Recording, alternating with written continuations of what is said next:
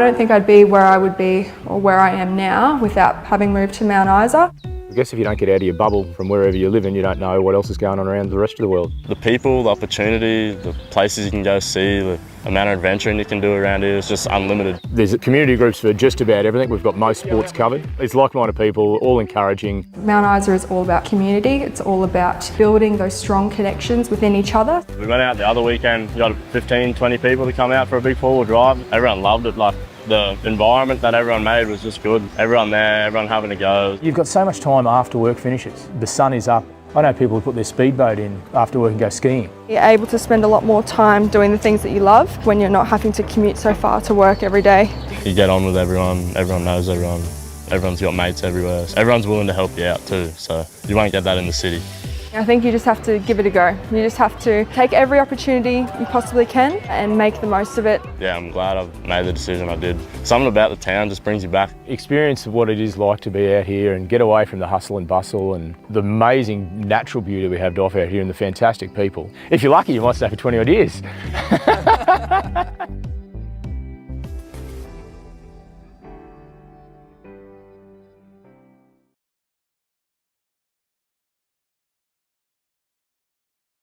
And welcome to the We Have Echo, by the way. So what we're going to do is just go to another commercial break before we start the show, and we'll get this worked out. There's some echo.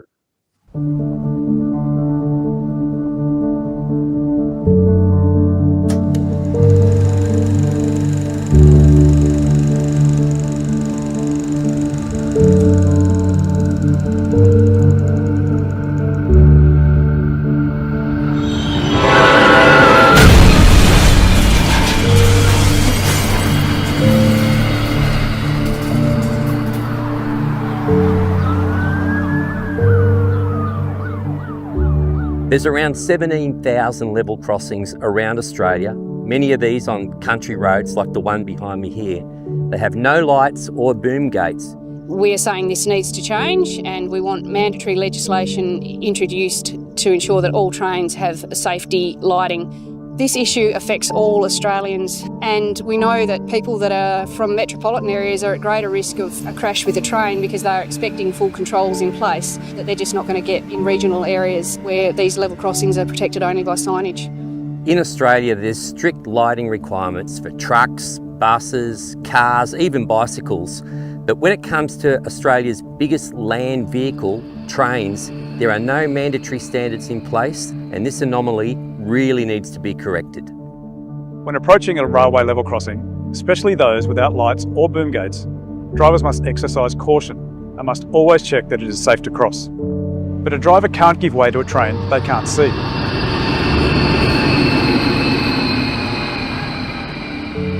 The rail industry is very profitable, powerful and protected. We have a unique situation where the Rail Industry Safety and Standards Board is owned and controlled by rail operators. So they have the power to put commercial interests before public safety. By law, trucks must have marker lights that clearly show their full length, width and height from every angle, day or night. If a truck doesn't meet these lighting rules, it can't legally be on the road. If it's good enough for trucks, it's good enough for trains. If those changes had been made back then, we would still have our family members today. Instead, we have to watch on while other families go through these completely preventable tragedies. Something as simple, as cheap and affordable as a beacon light could have saved 3 precious, beautiful lives in our particular crash. Over the years, there's been far too many tragedies at level crossings around Australia. And on behalf of the many families and communities affected, I really do appeal to our government and to industry to support mandatory safety lighting on all trains.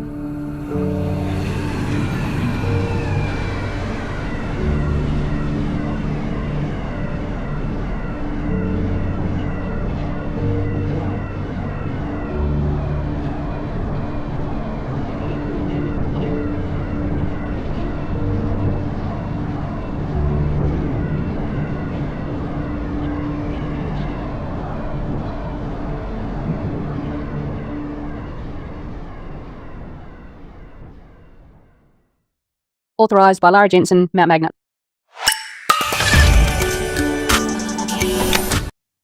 And we're back. And can you believe the echo we had? Our provider failed to let all of their customers know that they've upgraded the system. And what we had about 4 hours ago doesn't exist. That's pretty cool. Anyway, we're here. A little late, but not to worry. All is good that ends well. Okay, looking at the some of the news that's making news and headlines around Australia for the regional, rural and outback sectors of Australia. Federal agencies have conducted a surprise blitz on 18 vineyards in South Australia's premium wine producing regions in what's just the tip of a 3-year campaign targeting the nation's wine producers. That's right, government's right behind the rural industry, all those on the land. Indeed they are, and right behind to push you over a cliff. Now, the inspections targeting, they say, unlawful employment practices in the Barossa Valley, Adelaide Hills and McLaren Vale were led by the Australian Taxation Office, Fair Work Ombudsman and the Australian Border Force. So we're coming to get you. We are indeed. Aussie farmers need an extra $100 a tonne just to cover cost as crop affordability reaches its most challenging levels in 25 years, forcing difficult decisions on rotations and inputs.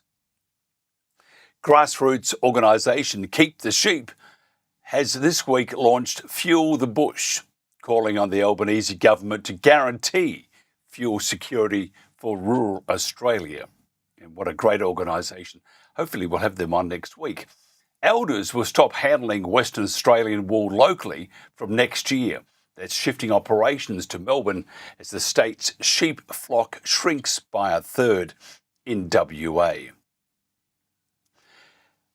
And finally, a forum highlighting the negative impacts of the Basin Plan on rural communities was held in Barham and will be used as a submission to the MDBA, the Murray-Darling Basin Authority, as part of the Basin Plan review process.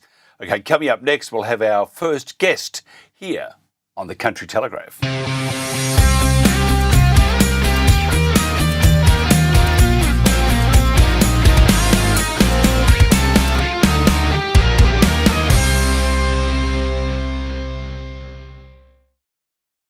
Pennie Scott has been. Oh, we got some echo there. Wow, that is pretty bizarre. I'm going to get Canada to have a look at that. Thank you to EV Mux. No, we haven't got any echo now, so I think it's all working. EV Mux are doing a great job, by the way. That's who we use. Let's do that again, Pennie. Pennie Scott has been gardening with nature for more than 50 years, growing many of her own foods, including raising pigs, dairy cows, ducks, and extensive vegetable gardens. Originally training as a naturopath, Pennie joined the Organic Regenerative Investment Cooperative, easy to say ORI CO-op, last year, collaborating with almost 300 organic grain growers across Australia, enabling them to be profitable farmers and engaging with the millions of Australians who want transparency in their food supply systems. Let's try this out and see if we work. Pennie, are you receiving us loud and clear?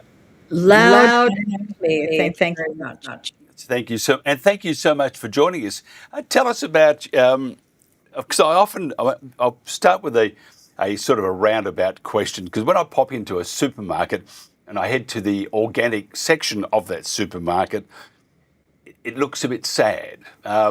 Is there something that supermarkets can do to make their organic part, that's supposedly better for you, better looking?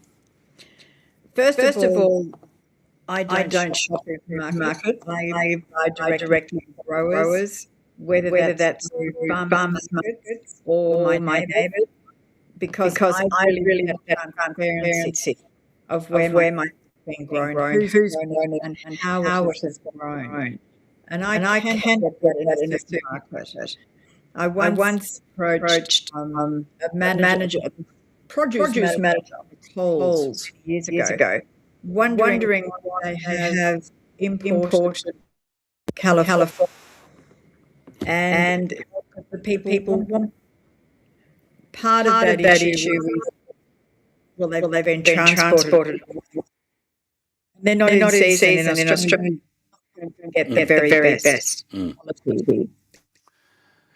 Yeah, we have some issues here, and I'm about to eat the computer because it's the new system which we weren't told about that went into place 4 hours ago. If you don't mind, Penny, I do apologise. I'm just going to go to a quick commercial break just so that I can scream off camera and come out with some satanic verses, and we'll get hold of our company that looks after this for us and say, excuse me, can you make it work? What fresh produce means to me, it's seasonal. So it's at Christmas time, it's mangoes. In springtime, it's stone fruit. That's what fresh produce means to me.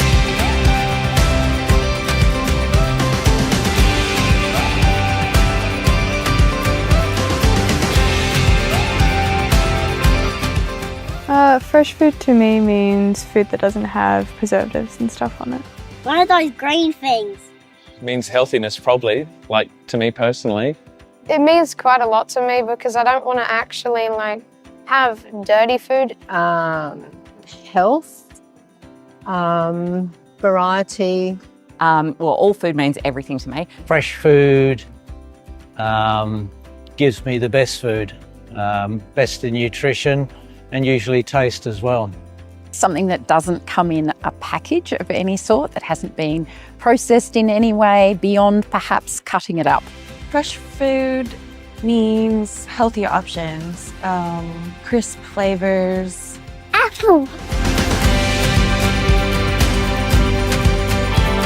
I think food security is when you have access to a lot of food. I think it's very important. Just having fruits and vegetables available to us all the time, which is great. Food security is when we have enough food for everyone. Well, I think it means having a local source for the food. I think if COVID taught us anything is we need to be self-sufficient and not rely on imports. Going to the grocery store and knowing that you're going to get everything that you need in one place. Food security means having food available to everyone in WA as and when they need it, a constant supply.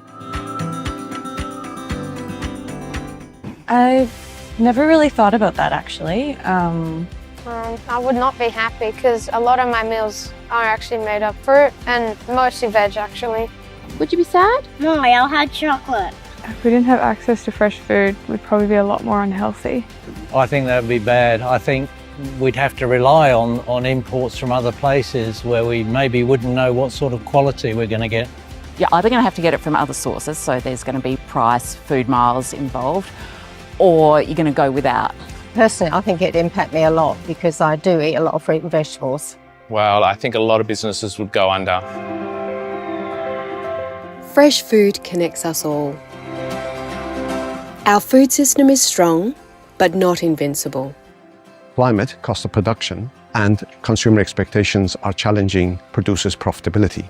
Local food production is essential for food security. Food security is economic and lifestyle security. Research that creates awareness and sparks action results in impact. Innovation is already in the ground and growing. We're investing in smarter, more sustainable ways to grow. It's public health. It's our shared resilience. We invest in local food systems, we invest in our future.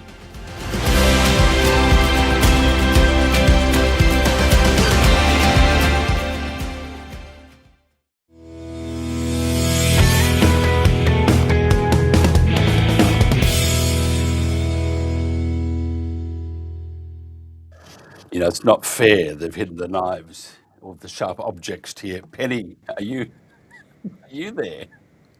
I'm here. Yeah, I thank goodness for that. We have no idea because I think they're still playing around with it. Things are popping up and it's like, oh my God, we pay them sensational money and it's not a very good way to run a business. So, but we'll try this out anyway and see how we go.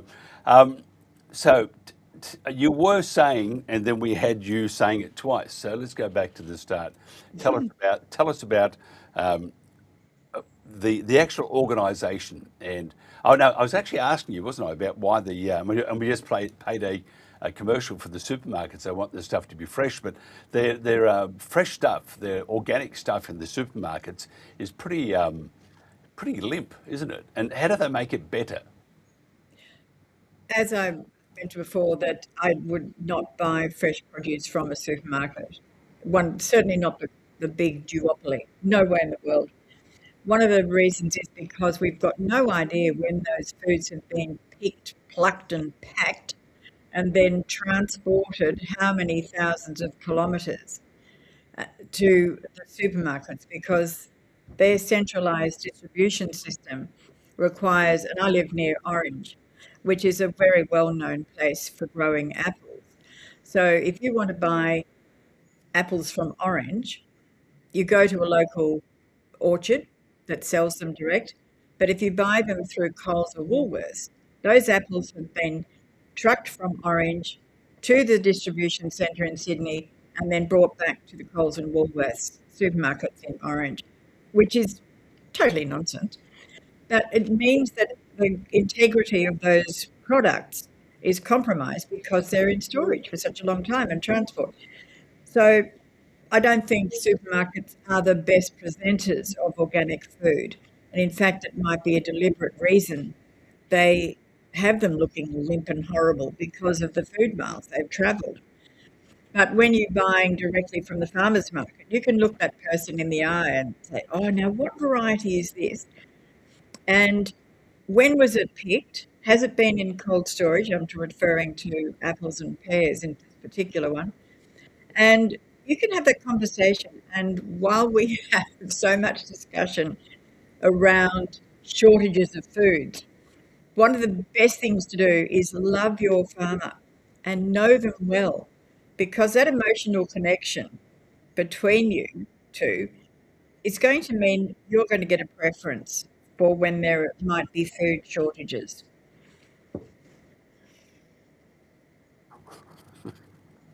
Tell us about the actual organisation itself, because Jen was a producer and business partner, was very excited about this, and I think it's just absolutely amazing. Tell us about the organisation and the stakeholders involved. We're very proud to have 300 plus grain growers, organic grain growers, as our members. And we collaborate with them so it's a member-owned organisation as a cooperative, which is equitable and transparent.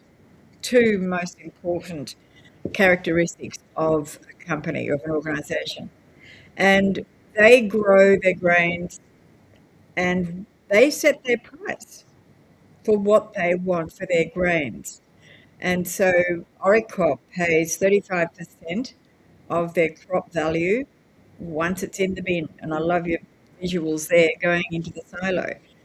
So there's no other business model for growers in Australia that does that. There's no grain grower that sets their own price if they're in the commodity market, because by definition, they're price takers, not price makers. But within the organic section, our growers are price makers. And that is such a difference in your business model and what you can actually manage during the year financially, with cash flow in particular. And because the inputs are not reliant on imports, as we're seeing now with urea and superphosphate, which are coming from the Middle East, there's a huge perturbation of supply, but of course that is pushing the prices up. But our organic growers use made in Australia biological fertilisers, which are all about improving soil capacity and fertility. If you look at the current situation, which is about to get worse and worse and worse, and we had the fuel crisis, which is adding now to our food security, what needs to be done? We got 3 hours? You never know with what's happening at the moment. You might be still here in 3 hours. We might be. First of all, we need to have eaters and consumers playing a bigger part in our food security. I actually say we have very deep food insecurity, and that is from at least the past 15 years when I did a research project interrogating whether or not Australia could feed herself in the time of a pandemic, natural disasters, or a terrorist activity. And the structure then is no different to now. It is left in the hands of big corporates, so the distributors, the supermarkets, some of the big food manufacturers like Coca-Cola, PepsiCo, Hungry Jack's, McDonald's. So they don't know how to grow food. They know how to distribute it. So we need to be looking at local and what grows locally and strengthening these organisations, and so often community groups, that have local knowledge, deep, sometimes multi-generational knowledge about what grows where and when. And if we had some financial assistance to enable this, we would have much deeper knowledge about how to grow foods, when to grow certain foods, what grows where, what's appropriate. However, we have a thing called big ag and big food and big finance. So the big finance is the banks. There's around $127 billion of debt in the rural sector, and 94% of that debt is provided by banks. So banks are very happy to have people in debt. We have big food, which requires the cheap commodity ingredients, which are provided by farmers who are price takers. So at the end of all this, it's the farmers who are at the arse end of the value chain, and yet they take all the financial risk, the weather variables, and have no capacity in a price taker market to add their costs of production into their final price. But this suits big food and big ag and big finance down to the ground. I want to read you this. Now, this is a story from yesterday. We had the Olive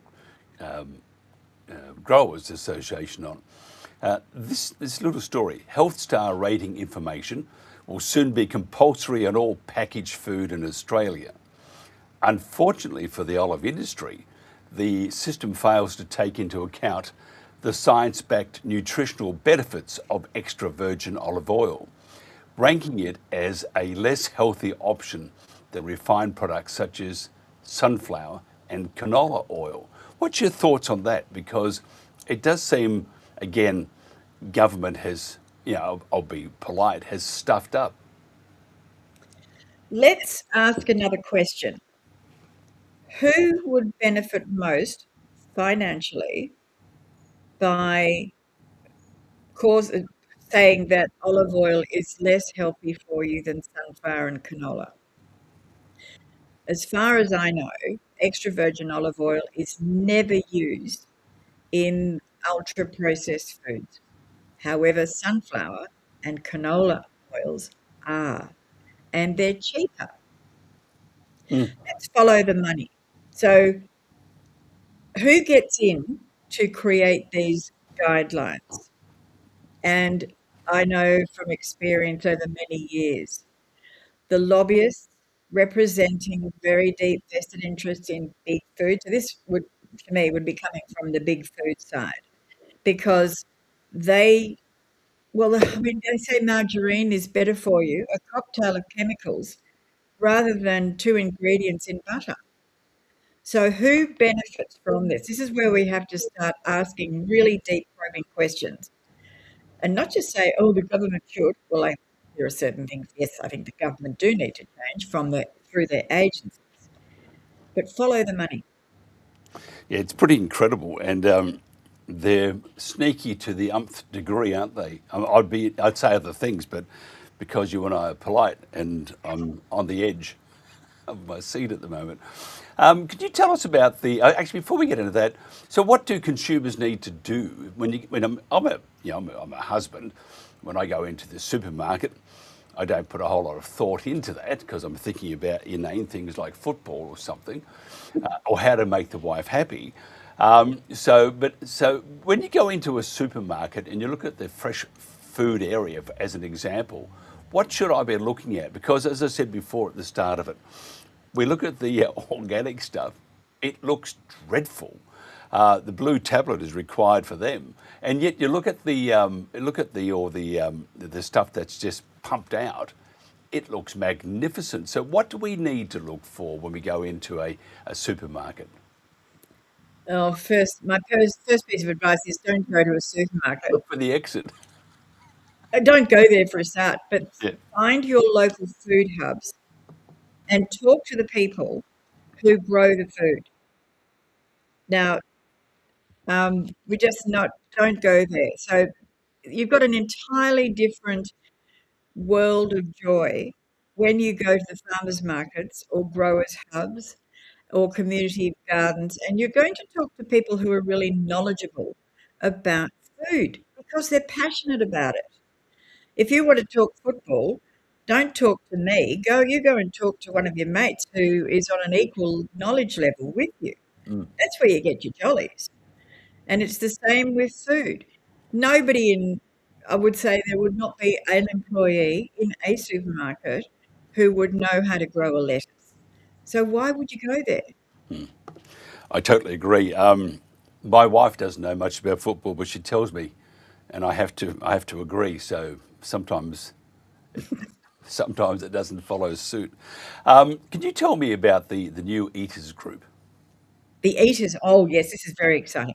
And I'm so pleased you asked that, because what we're noticing more and more is the level of food literacy amongst people is absolutely this big. It could be this big.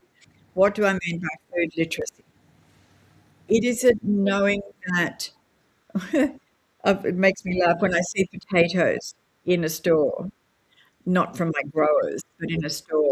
And there are two varieties. I'd never heard. You sometimes see Bagos, Pontiacs, and then you get washed and brushed.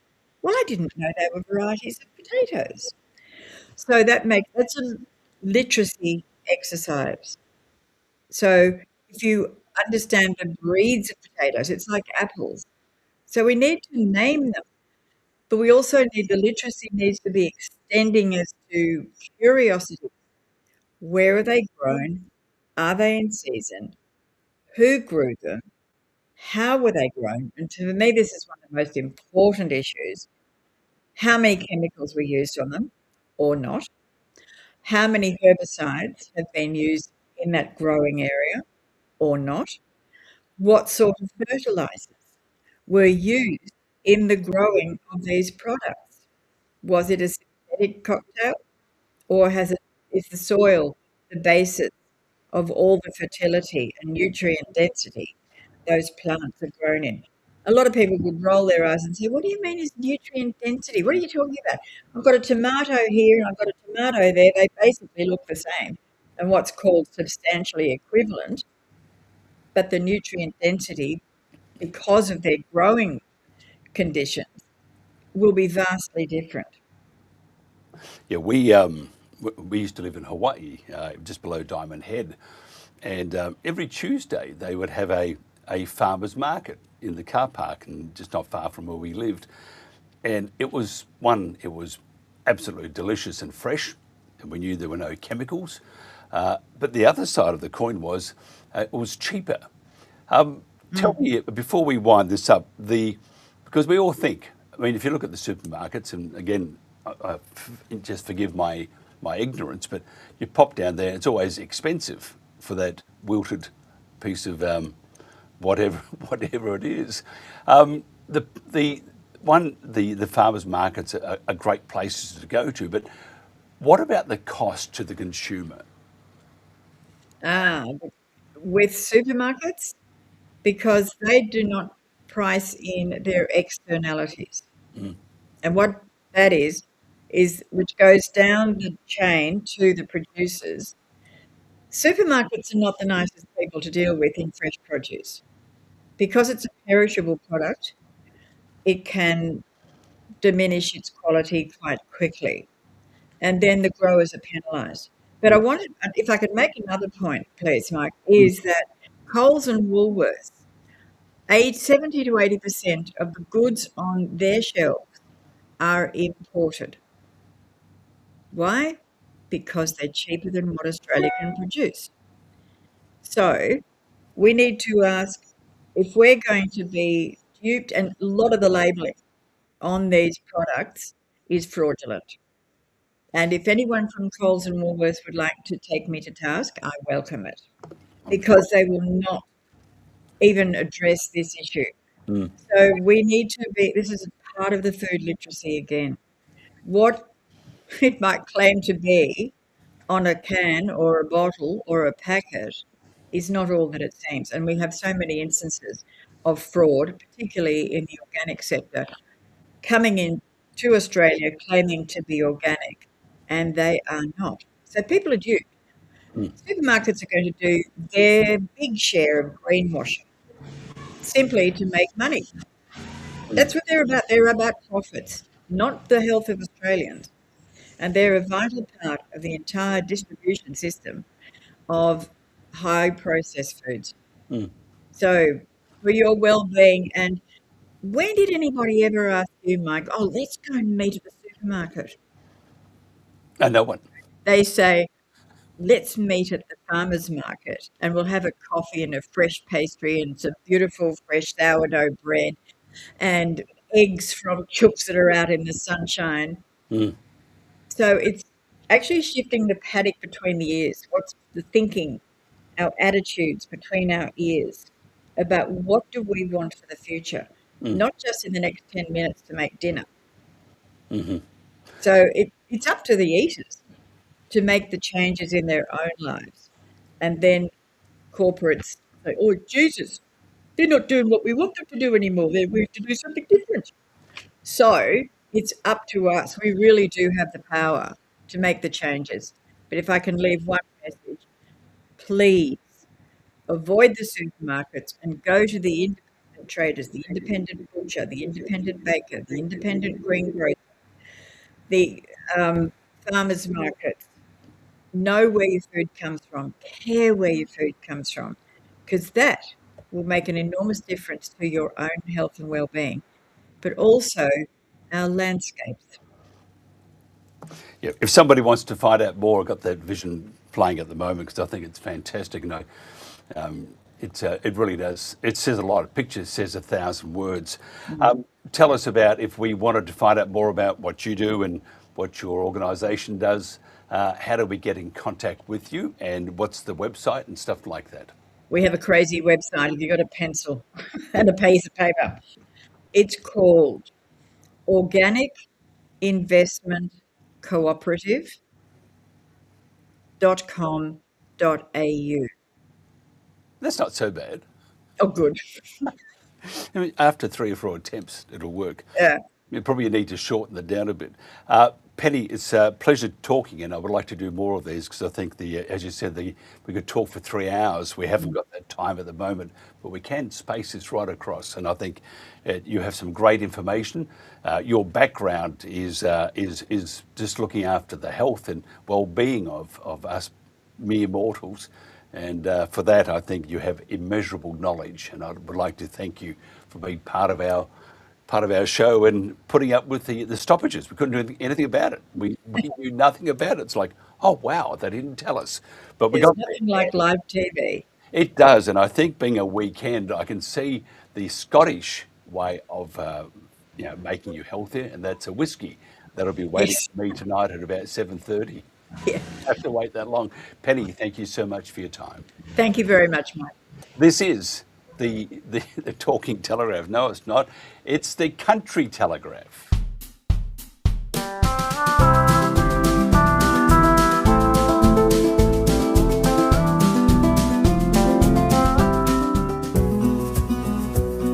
So Wild Mountain straddles a ridge that runs up to the McPherson Range, which runs east-west, and that's the New South Wales-Queensland border. We want to move people. We want them to be engaged with the natural world and to realise that there is a place where you can come, where you can get back in touch with nature, be with like-minded people who are interesting and varied, from young and old.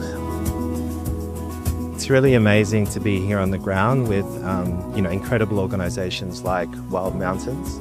They're really the backbones of communities. So we're really proud to be able to support organisations like this to withstand disaster risk that they might face and continue to do the good work that they do into the future. In 2019, the fires came to within about 12 kilometres, and if we need to evacuate, we have the potential for leaving and turning on a sprinkler system that allows the water to keep going for at least 8 hours to keep the buildings damp and stop ember attack, which I think is wonderful. And I think that RICQ helping support the community in that, I think is great.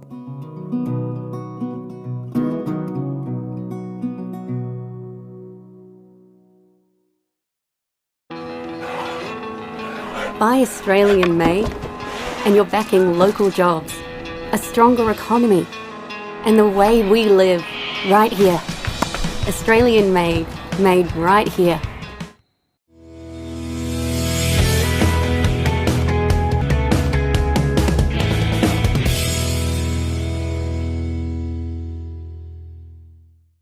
And we're back here. We're back on the Country Telegraph. Nice to have your company. Got to thank Pennie Scott. She was just magnificent, and we will get her on again. And I think she does a lot of stuff with the Australian Advocate, or some stuff anyway, which is out right now, and is an excellent piece of reading, and plenty of reading there. Senator Malcolm Roberts also contributes, so it's a very good, very good news source and information source too. Dr. Alan Moran is Principal of Regulation Economics. He is a noted economist who has analysed and written extensively from a free market perspective. Alan was the Director of the Deregulation Unit at the Institute of Public Affairs from 1996 until 2014. He was previously a senior official in Australia's Productivity Commission and Director of the Commonwealth's Office of Regulation Review. Alan was educated in the UK and has a PhD in Transport Economics from the University of Liverpool and degrees from the University of Salford and the London School of Economics. Now we're going to talk to Alan today about what our policy settings should be to lift us out of the current hole that we have dug ourselves in over the last, say, 2, 3, 4, maybe even 50 years, 5 decades. First of all, Alan, thank you for joining us. Hi, Mike. Yeah, good to be with you. Yeah, and it's working. Apparently. Alan, tell us about this latest article you've written, because it does make a lot of sense, but I'm not too sure if we can pierce the very thick skulls of government. Well, it's a very difficult job. Certainly, it's been more than 50 years. We've gone from, government was 4 or 5 or 6% of GDP at one time, and it's now 40%. It's just getting worse and worse, and all the time we have this unfortunate predilection on the part of the politicians to actually add more and more spending, presumably to buy votes, and more regulations, and it does actually clog up the whole economy. We can actually see that in the present level of productivity growth, which has been going backwards now for 5, 6 or 7 years and shows no sign of increasing. And one of the problems causing all this is that there's a caution on the part of businesses to actually invest and to employ and do whatever, because they know that there's an accumulation of regulations are going to get through. They know that the government's going to basically tax them pretty heavily. And we see this particularly in Australia in the resource industry, both agriculture and mining, where any new developments really have to go through an awful lot of different gates before they're permitted to actually promote and to continue their activities. And not only, these aren't just gates that you can just walk through, the gates with formidable barriers and you really have to persuade governments and government organisations that what you're doing is not harming other things, and doesn't have what some people call the externalities, adverse externalities on the land or on the communities nearby. One of the things that we can see this in different areas. To many people listening here, a key one is on the land, where we have a great deal of the land locked up in one way or another. It can't be used.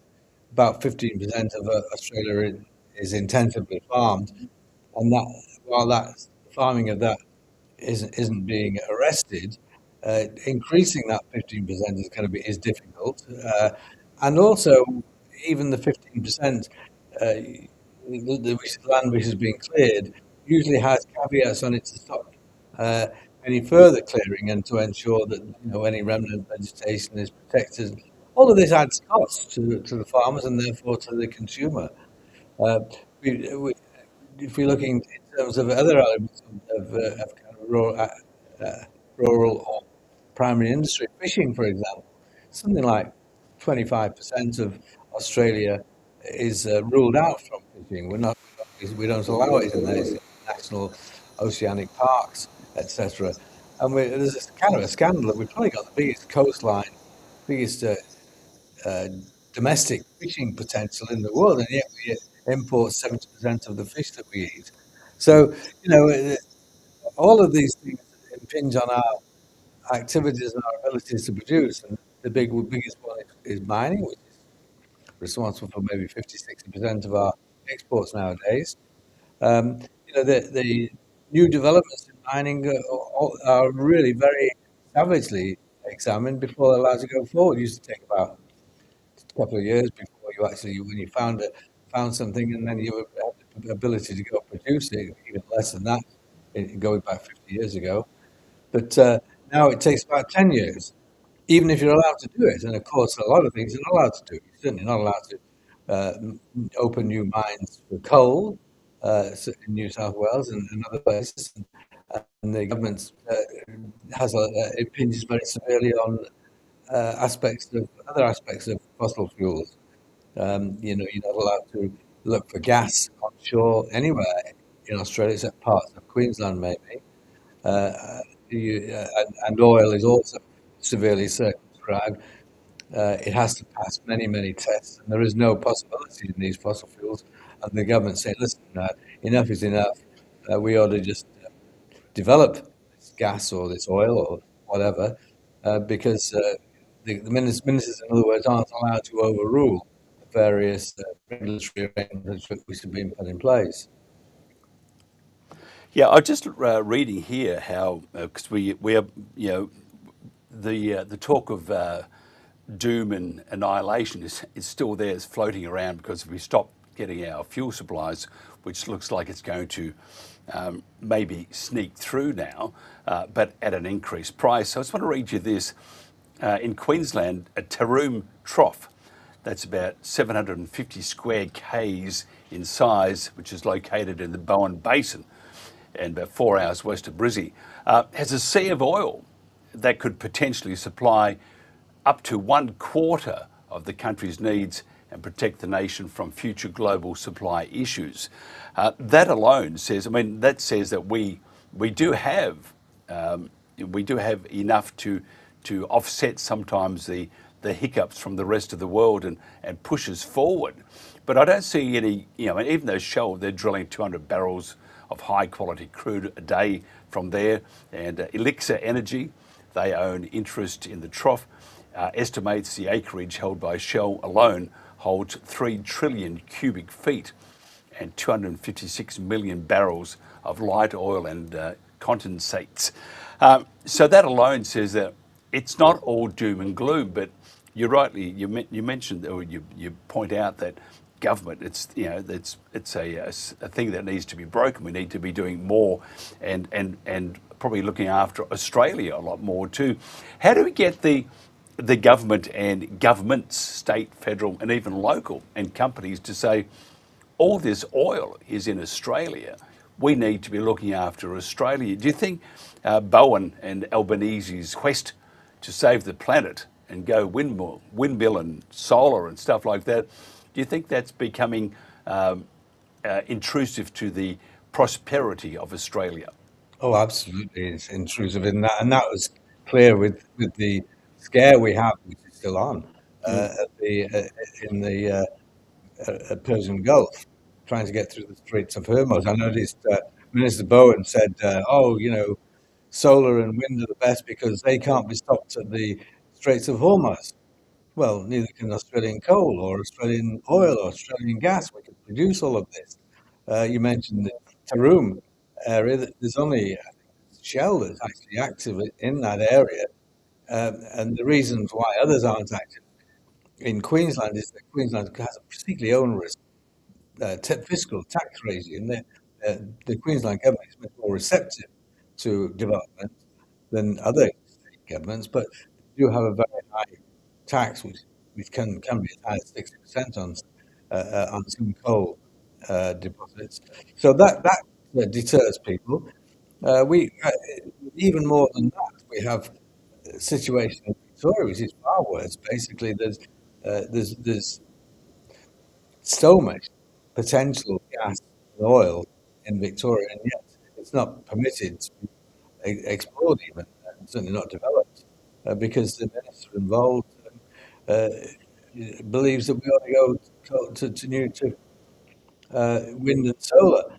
And indeed, we've seen in recent, the last year or so, one firm wanted to actually develop some new fertilizer, which, let's face it, fertilizer is basically oil or natural gas. And they were going to do it through the brown coal in Victoria, which it's got massive supplies of it, 500 years supply, whatever.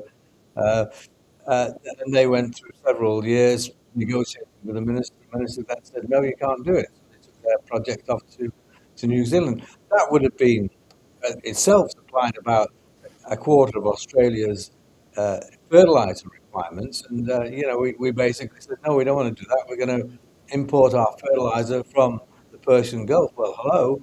We now know we can't necessarily do that. It's going to be a lot more expensive than we thought. Victoria is not alone in this. There is another rival fertilizer production at Lee Creek in South Australia, and there again, the government hasn't said no to it, but it's certainly prevaricated. And the process has gone on for 3 or 4 years, and still no answer to it. And that again would have been an even bigger venture than the one in Victoria.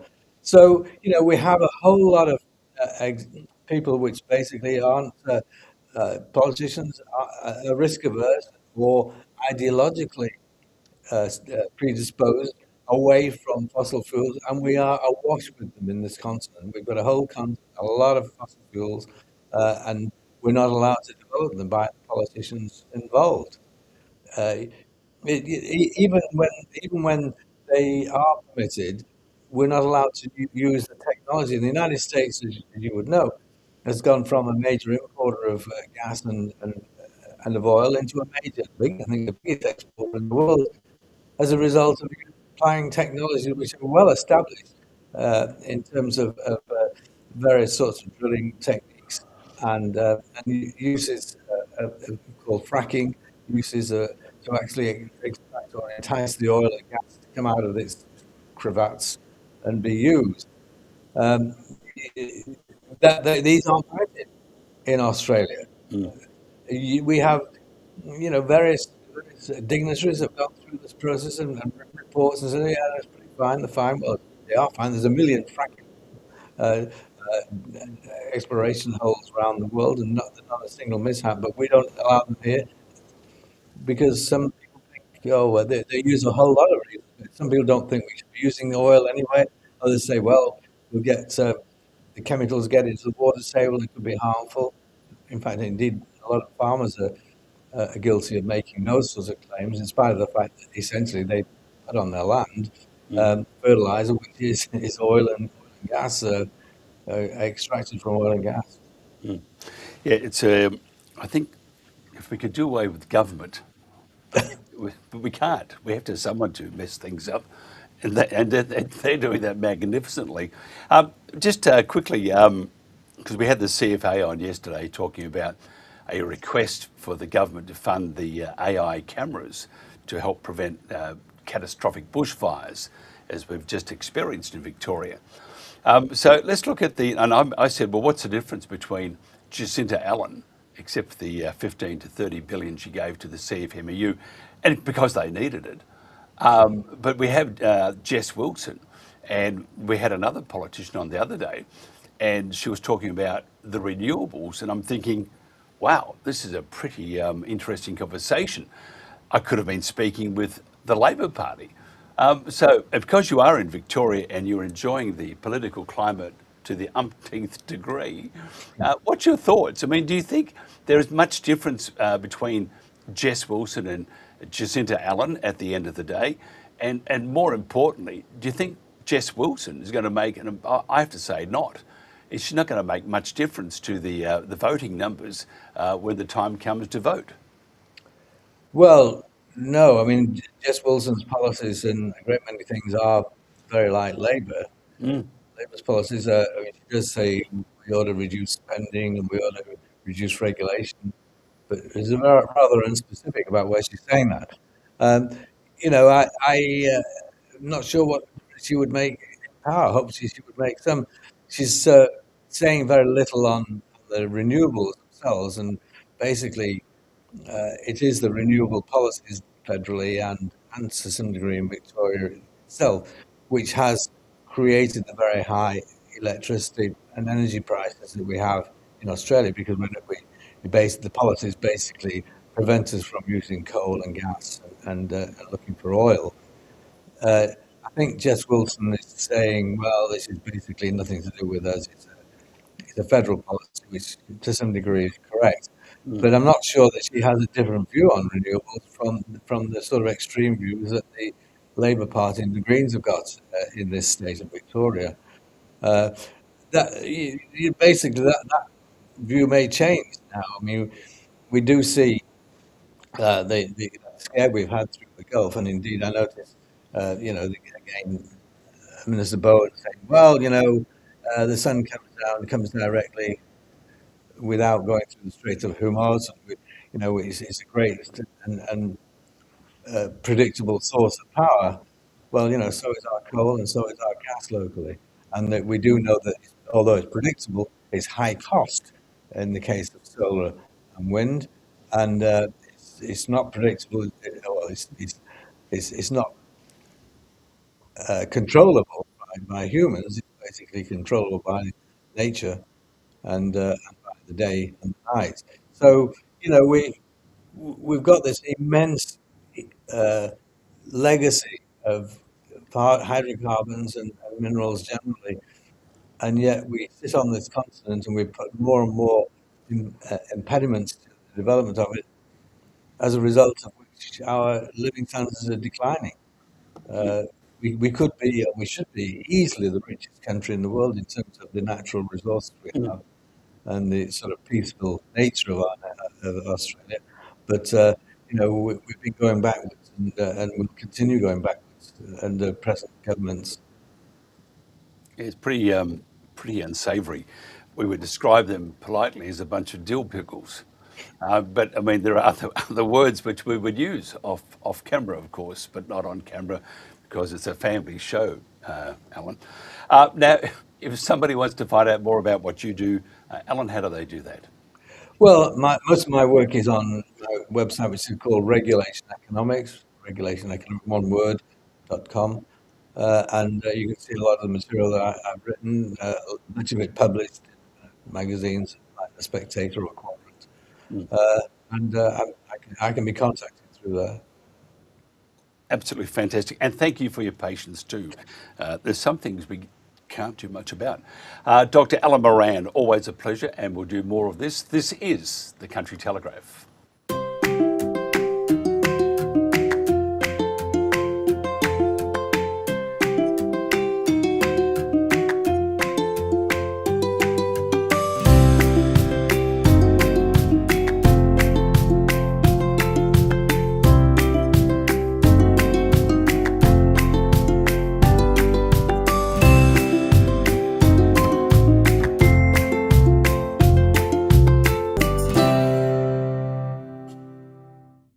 Dry conditions in the northern tablelands are beginning to bite, turning paddocks into dust. Farmers around Ashford haven't seen decent rain in months, and now they say they're worried about how they'll get through the months heading into winter. Dry and dusty as far as the eye can see, landowners around Ashford say it's been over 160 days without a substantial downpour. You just don't know where it's going to end, and at 160 days now with a grim outlook of rain, it's just not having a good morale in my community. Susanna Simpson is one farmer waiting for rain. She's trying to bring attention to how many on the land are struggling through interviews with her neighbours to social media clips of her daughter doing a rain dance.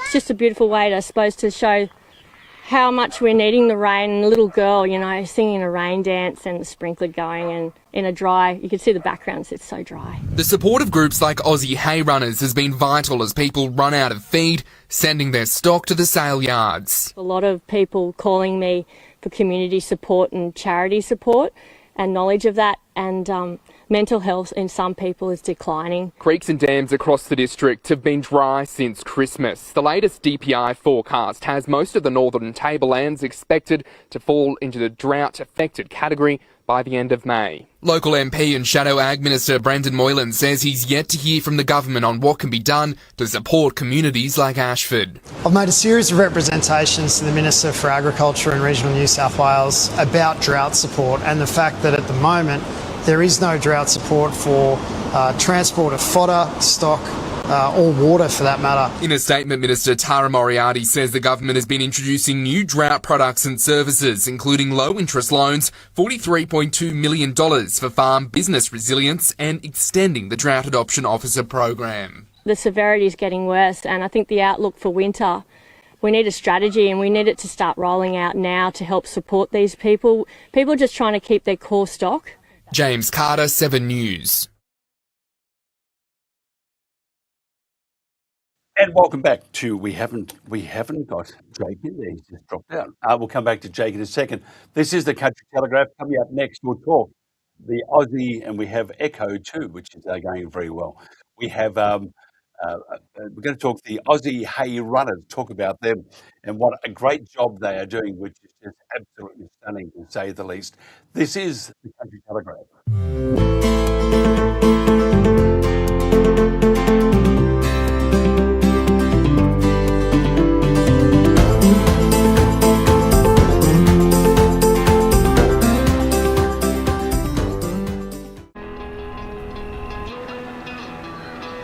Australian made means made right here in Australia. But it's more than just where it's made. It means made by Australians, backing local businesses and jobs. Made for the way we live, right here. It's why buying Australian made just feels right. Australian made right here.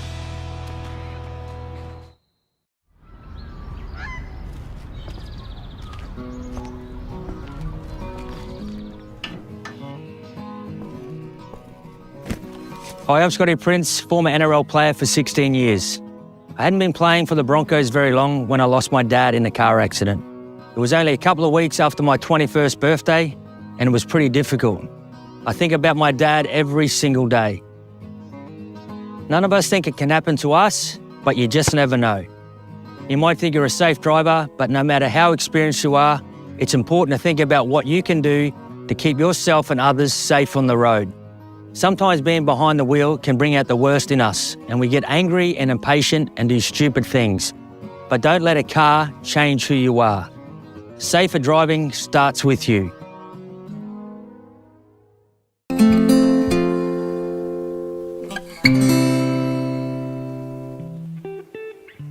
I don't think I'd be where I would be or where I am now without having moved to Mount Isa. I guess if you don't get out of your bubble from wherever you live in, you don't know what else is going on around the rest of the world. The people, the opportunity, the places you can go see, the amount of adventuring you can do around here is just unlimited. There's community groups for just about everything. We've got most sports covered. It's like-minded people, all encouraging. Mount Isa is all about community. It's all about building those strong connections within each other. We went out the other weekend, we got 15, 20 people to come out for a big four-wheel drive. Everyone loved it.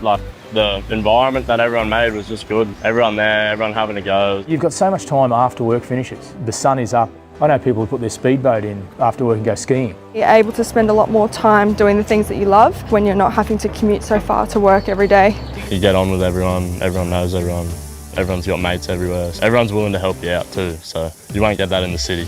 I think you just have to give it a go. You just have to take every opportunity you possibly can and make the most of it. Yeah, I'm glad I've made the decision I did. Something about the town just brings you back. Experience of what it is like to be out here and get away from the hustle and bustle and the amazing natural beauty we have to offer out here and the fantastic people. If you're lucky, you might stay for 20 odd years.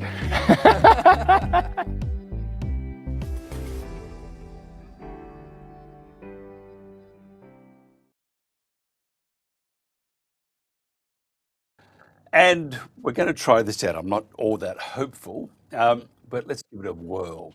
Aussie Hay Runners, founded by Linda Woodham. No, it's not working. We have a problem in the background because we have feedback from the audio device straight through back into the microphone. So we probably can't have the, I don't know what to do. This is all brand new to us. We'll just go to a quick spot and I'm going to try and work that out.